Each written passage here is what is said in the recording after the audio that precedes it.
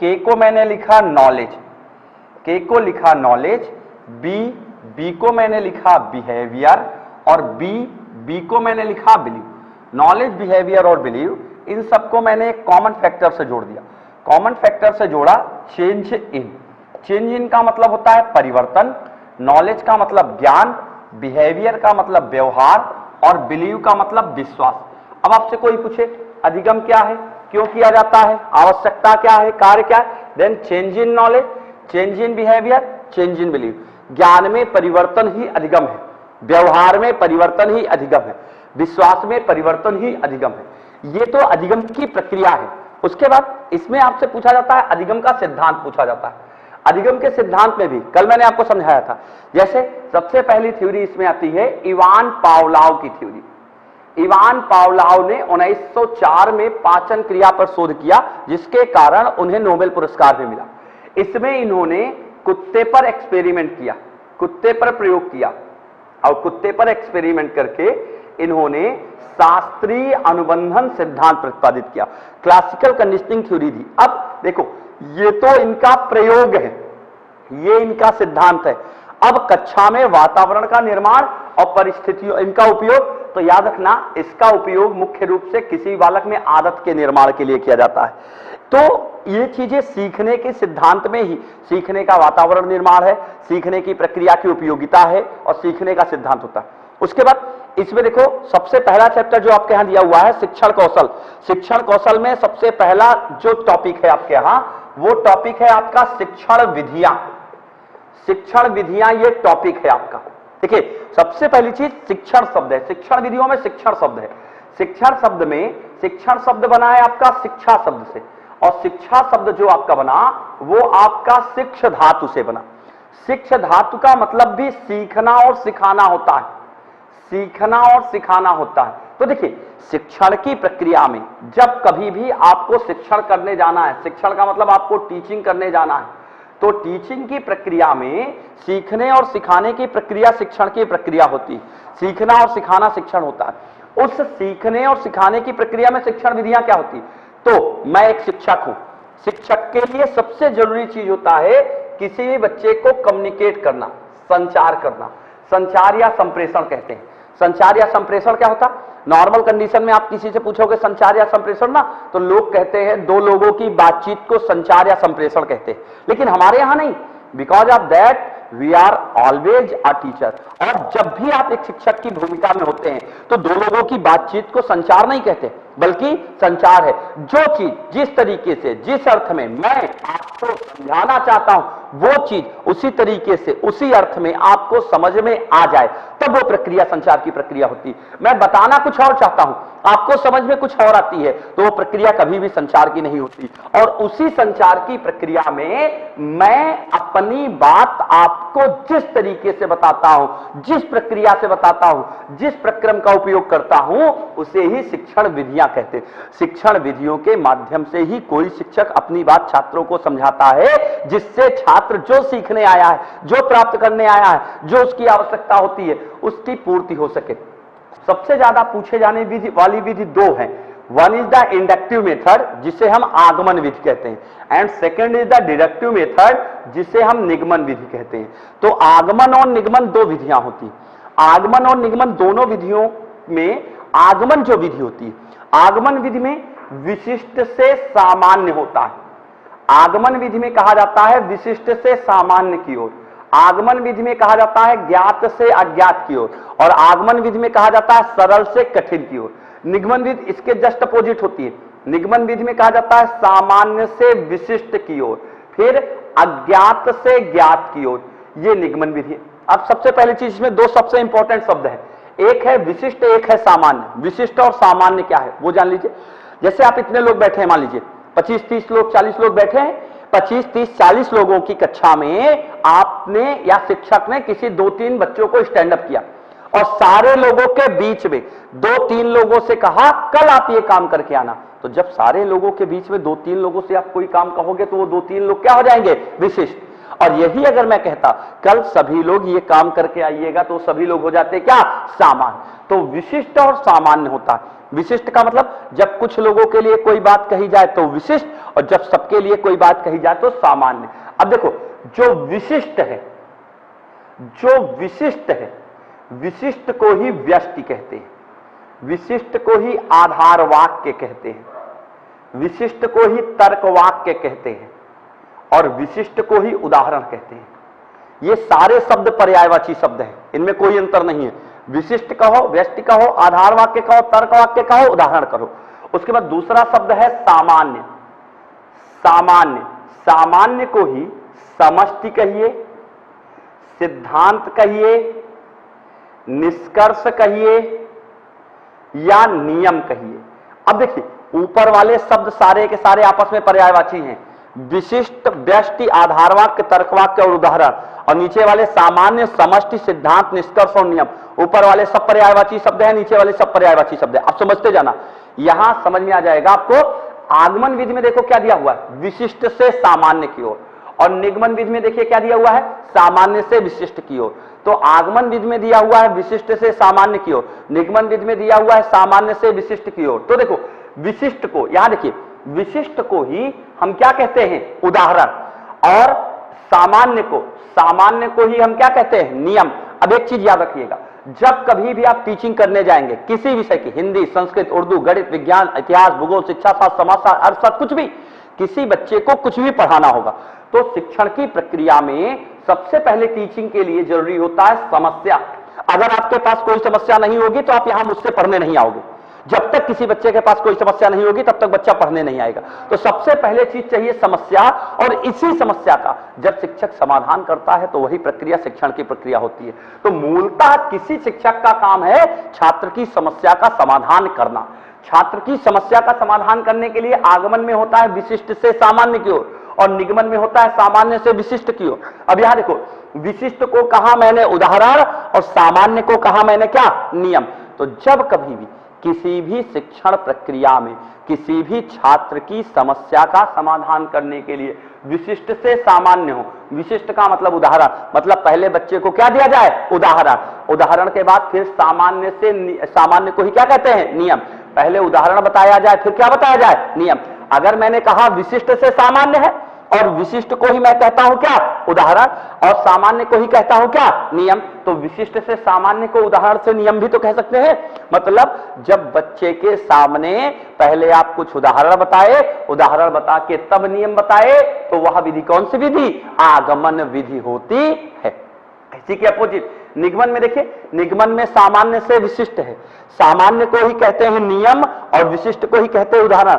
जब किसी छात्र की समस्या का समाधान करने के लिए कोई शिक्षक पहले छात्रों के सामने नियम बताए, नियम बता के तब उदाहरण बताए, तो वह विधि हो जाएगी कौन सी, निगमन विधि हो जाती है।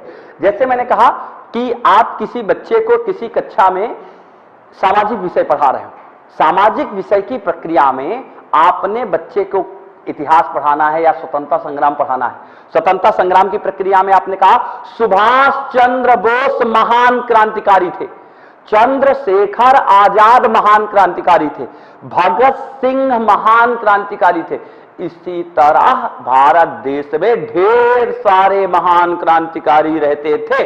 तो पहले आपने सुभाष चंद्र बोस का अकेले नाम लिया, चंद्रशेखर आजाद का अकेले नाम लिया, भगत सिंह का अकेले नाम लिया। तो जब किसी का अकेले अकेले नाम लेंगे तो वो क्या हो जाएगा, विशिष्ट।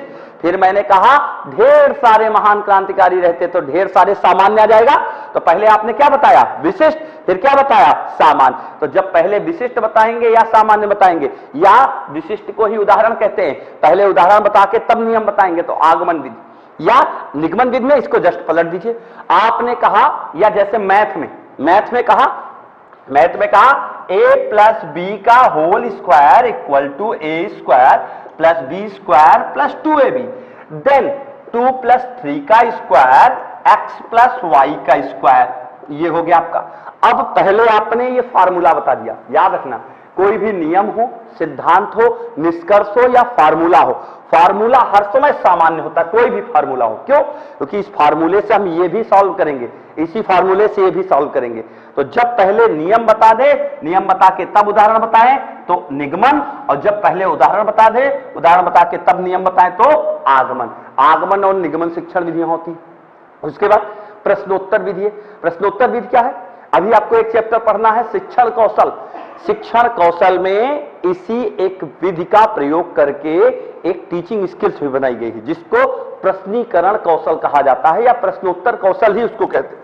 इंग्लिश में क्वेश्चनायर टीचिंग स्किल या क्वेश्चनायर मेथड कहते हैं।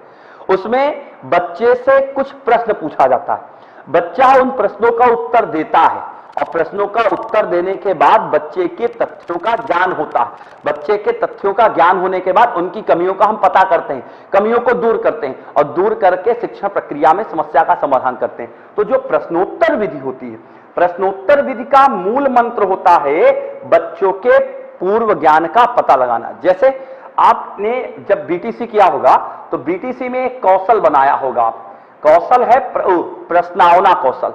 प्रस्तावना कौशल आपने बनाया होगा। प्रस्तावना कौशल क्या था?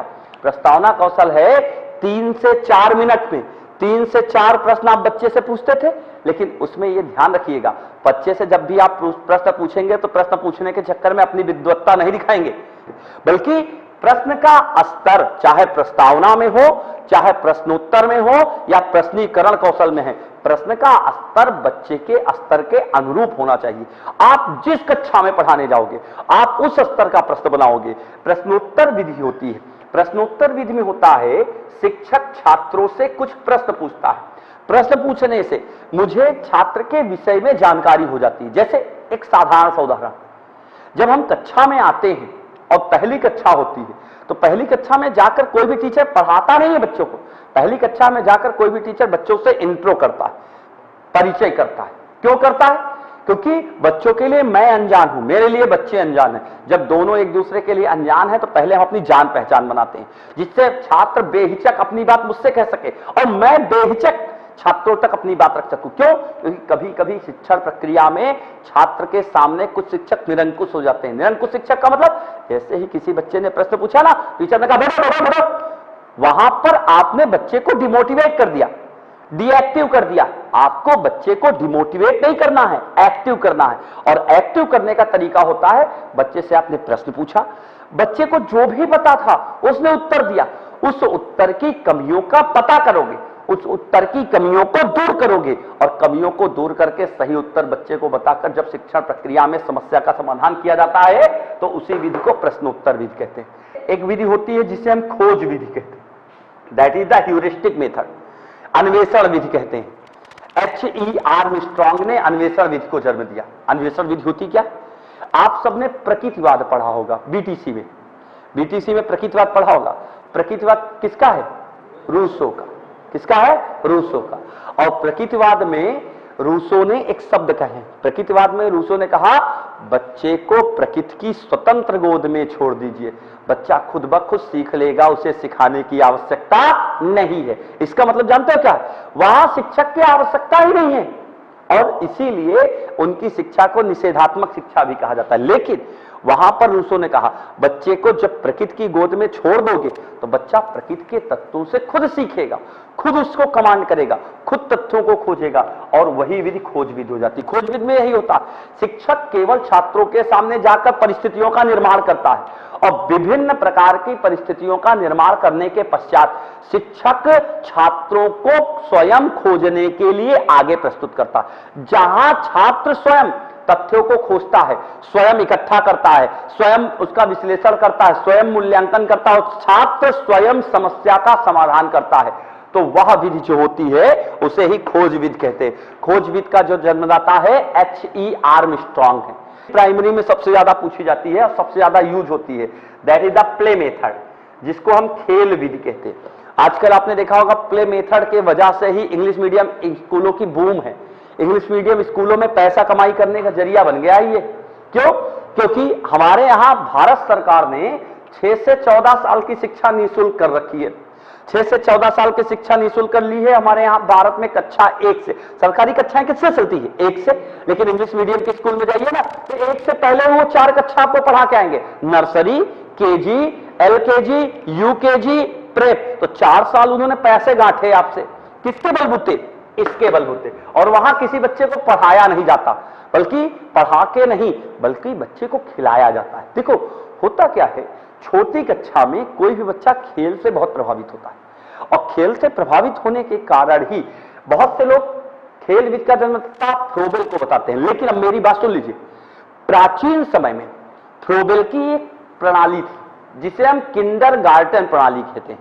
किंडर का मतलब बच्चा, गार्डन का मतलब होता है बगीचा, तो बच्चों का बगीचा उसका शाब्दिक अर्थ था।